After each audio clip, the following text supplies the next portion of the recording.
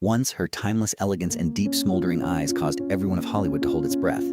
Few people are aware, however, that Diane Lane once came dangerously close to giving up acting in order to keep a terrible personal secret. She went straight to the top, starring with industry titans like Josh Brolin and Richard Gere after being the 14-year-old girl who appeared on the cover of Time. However, entangled relationships existed behind the scenes.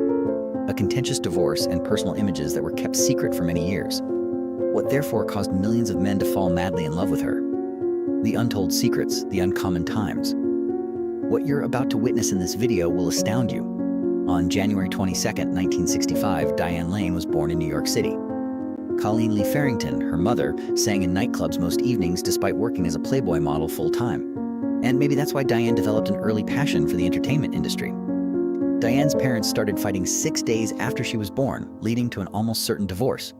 Ultimately, they made the seemingly straightforward decision to allow Diane to remain with her mother, but ultimately shaped a childhood rife with injuries. Colleen enjoyed traveling, being free, and spending late evenings singing passionately. And at some point, she lost interest in taking on the responsibilities of motherhood. When her mother chose to go to Georgia from New York, Diane was left behind. The young girl had no choice but to move in with her father, a quiet, gentle man who was exceedingly tolerant. Diane had her stage debut in the play media in 1971 when she was barely 6 years old. It was more than a test. It was a moment of fate. Between tattered stage backdrops stood this little girl, but there was a proud, unwavering glow in her eyes, as though the stage was the only place she felt really comfortable. Later, she was seen standing next to names that were highly regarded throughout the world at Joseph Pop's Cherry Orchard: Irene Worth and Meryl Streep. Surprisingly, Diane's fame came from the jobs she declined rather than the ones she accepted. It was nearly unthinkable for her to turn down a project at the age of 13 that would have partnered her with the renowned Laurence Olivier. Diane, however, did it. Olivier wasn't upset either. He was ecstatic. She was dubbed the next Grace Kelly by him, a forecast that shocked Hollywood. Soon after, Diane made her debut on the covers of prominent publications, establishing herself as a new representation of the child prodigy actress who is thought to be the successor apparent to Hollywood's cinematic greats. However, her academic life collapsed as she was soaring on stage and in front of the camera. She detested school because it took away from her performance time. Her grades fell precipitously. She became distracted, and in the midst of her battle to balance fame and childhood, an odd incident occurred. Her mother came back and abducted her several times in secret. This resulted in a heated legal dispute, further complicating Diane's already precarious upbringing. Diane decided not to talk to her mother for 3 years after being given back to her father. Longer and heavier than any role she had ever played, the silence was eerie. Diane made what she would later describe as her most impetuous decision at the age of 15. She flew to Los Angeles to film Child Bride of Short Creek after declaring her freedom from her father. She acknowledged that having too much independence at a young age was the cause. In actuality, Diane was chasing a feeling of community, something she had never had at home or at school. Diane tried college for a few months before permanently leaving. She was aware that her aspirations were outside of classes. She starred in a number of movies in the early years of her career, including Ladies and Gentlemen, The Fabulous Stains, Cattle Annie and Little Britches, and Touched by Love. Although these parts weren't huge hits, they were sufficient to establish Diane as a figure to keep an eye on. A young actress who was not content to remain in her comfort zone. But Diane didn't really want attention. She yearned for a part that would actually transform her life. She yearned for a breakthrough, an opportunity to move past the stigma of being a child prodigy and become a fully fledged artist valued for her work and her own arduously developed talent. The Outsiders and Rumblefish, 2 cinematic adaptations of S.E. Hinton's books, marked a turning point in her career. With names like Tom Cruise, Rob Lowe, Nicolas Cage, and Matt Dillon progressively becoming cinematic superstars, these movies served as a gateway into a new era of young Hollywood. Diane was seen as the unchallenged female leader of the new Rat Pack generation in that electrifying environment, a title that was too hefty and glitzy at the same time. Diane was thrown into a maelstrom of pressure and expectations just as her career was taking off. Every door appeared to be open, every contract came her way, and she had to make a decision. In order to devote all of her energies to Streets of Fire and The Cotton Club, 2 movies she felt would propel her to the next level, she turned down a lengthy list of projects. However, ideal plans are rarely followed in actuality. Both movies were a huge commercial and critical failure, forcing Diane to take an unscheduled break. It is difficult for audiences to forget. With a mixture of dismay and skepticism, they watched Diane slow down. When she was at last prepared to go back, she discovered that Hollywood wasn't treating her as it had in the past. Her parts in Lady Beware and The Big Town had very little impact and were insufficient to bring her back to the position she formerly held. Every effort seemed to just vanish into thin air. Luck didn't return to her until 1989. Her part in the television drama Lonesome Dove turned out to be the unanticipated comeback she sorely needed. Diane received her first Emmy nomination in her career.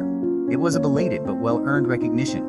Even yet, she lost out on a once-in-a-lifetime chance to play Vivian Ward in Pretty Woman. She was forced to decline due to a schedule conflict, and she witnessed Julia Roberts soar to A-list fame in the very position Diane had to turn down. By the late 1990s, Diane was gradually reviving her career. Then, like a much-needed ray of hope, A Walk on the Moon came out in 1999. Liev Schreiber, Viggo Mortensen, and Anna Paquin were all in the movie, but Diane received the most positive reviews. She had a type of smoldering sexuality that doesn't need to be displayed, according to director Tony Goldwyn. Diane was nominated for an Independent Spirit Award for her performance. All of that, however, was only a prelude to Unfaithful 2002, the largest explosion of her career. Diane Lane became a global celebrity thanks to the sultry, intense thriller.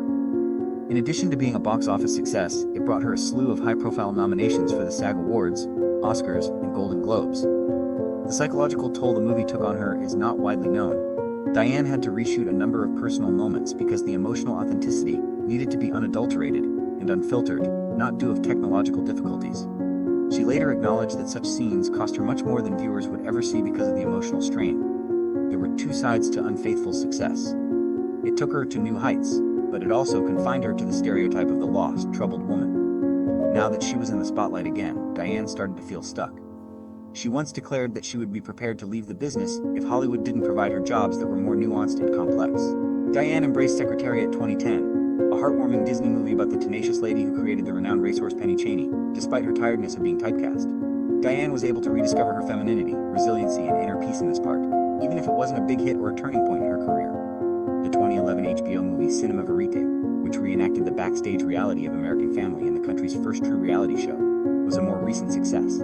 Diane received a fresh round of esteemed nominations for her nuanced, and emotionally honest performance. Golden Globe, SAG, Emmy, and Satellite Awards.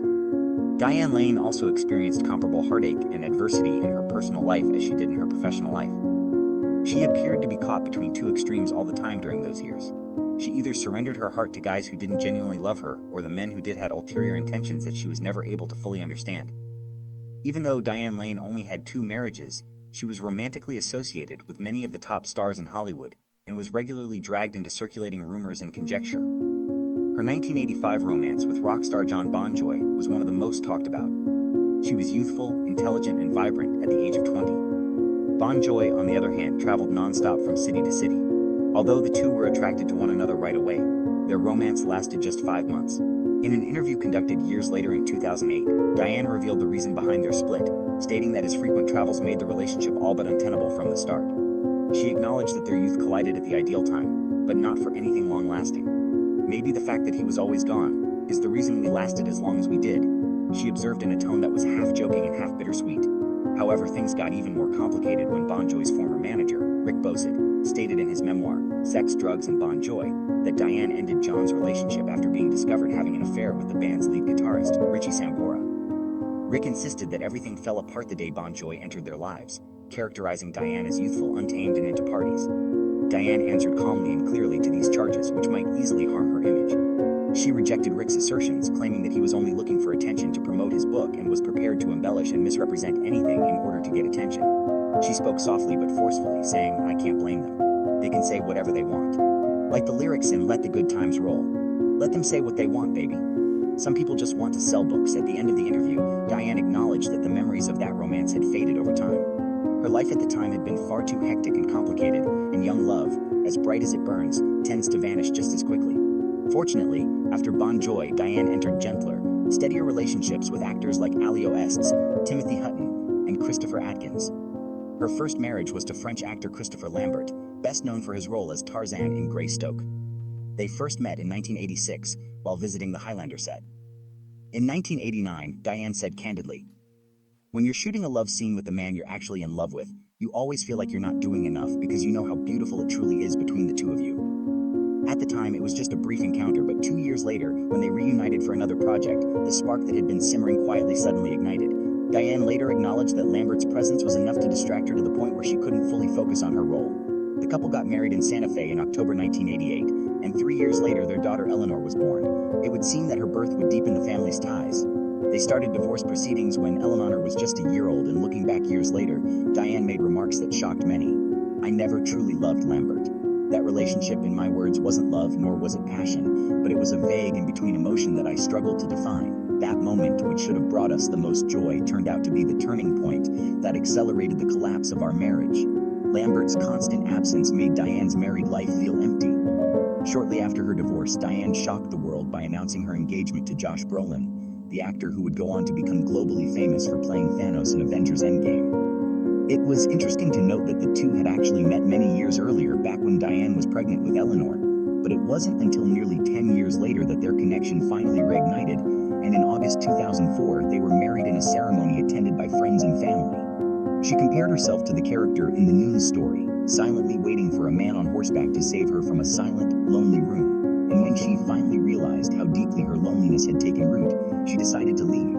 Her desire for closeness, intimacy, and a sense of genuine belonging to someone was finally fulfilled with Josh, but the joy was short-lived. Shortly after the wedding, Diane called the police and accused her husband of domestic abuse. The incident quickly made headlines and was swiftly withdrawn. An insider stated that there had been a heated argument between them, but that the situation wasn't nearly as serious as the media portrayed it, and Diane herself didn't want to pursue the charges. Even one such incident, however, was enough for Diane to realize that this marriage was not the safe haven she had hoped for. After years of attempting to mend the relationship, she filed for divorce, and on December 2, 2013, her second marriage officially ended. 5 years later, Josh Brolin finally talked about the previous incident, admitting that he had overreacted at the time and always felt the need to clear his name. Over time, he learned to let go of past arguments and focus instead on taking responsibility for his own actions. It is unknown if Diane and Josh were able to maintain a friendship after the ordeal.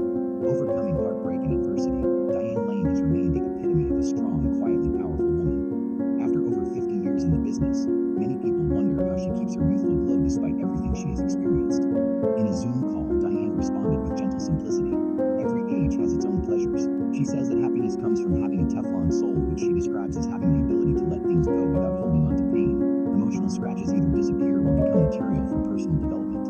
At 59, Diane no longer chases Hollywood's relentless schedule. Instead, she chooses to spend time with her daughter Eleanor, who is the greatest source of strength and inspiration in her life. She is also active in charitable work, particularly initiatives supporting communities battling global hunger. She currently resides in Los Angeles and has an estimated net worth of $30 million, which is impressive but still small compared to the experiences she calls the greatest wealth of my life.